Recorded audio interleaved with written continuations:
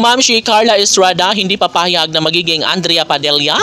Pagdating ng panahon, dapat umano ay si Catherine Padilla at Daniel Padilla ang magkakatuluyan. Ay nako no, syempre maging ang ina ni Daniel Padilla ay hindi rin matatanggap na balang araw ay darating umano ang isang pagkakataon na baka matuloy nga ang pag-iisang dibdib ni Andrea Brillantes at Daniel Padilla. Siyempre, marami ang masasaktan at hindi magiging happy sa mga pagkakataong ito dahil nga naman iba umano kapag si Catherine nga ang babaeng makatuluyan ni Daniel Padilla. Dapat si Mrs. Catherine Padilla na ang magwagi sa apelyido ng gwapong aktor na si Daniel Padilla.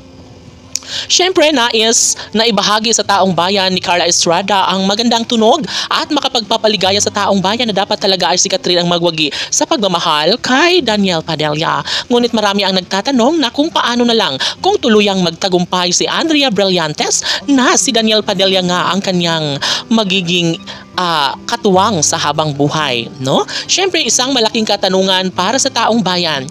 Bakit magagawa ni Daniel Padilla ang tuluyang talikuran at saktan ang buong pagkatao ni Catherine Bernardo gayong alam ng taong bayan na mahal nila ang isa't isa. Dumating lamang umano sa buhay nila si Andrea Brillantes ay tila luluhod na ang tala sa kabiguan ni Catherine Bernardo dahil marami ang nagsasabi na malakas rin ang puwersa ni Andrea Brillantes para maagaw ang tunay na pagmamahal na mula kay Daniel Padilla.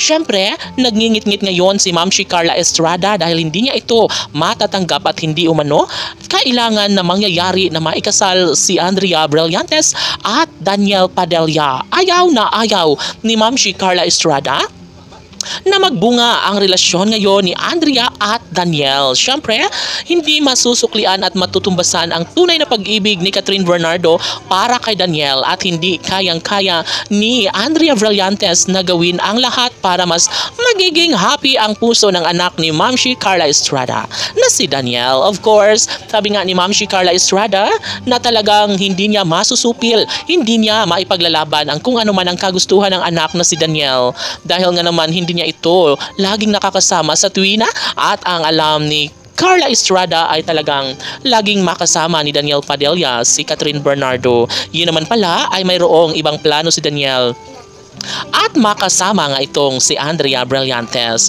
Well, si Ma'am Carla Estrada ay sobrang pukus na pukus ngayon at gusto lamang ni Ma'am Carla Estrada na magiging happy sana habang buhay si Daniel Padilla, kapiling ang babaeng pinakaminamahal na pinakanagustuhan ni Ma'am Carla Estrada. Walang iba kundi ang nag-iisang prinsesa na si Catherine Bernardo. Laban!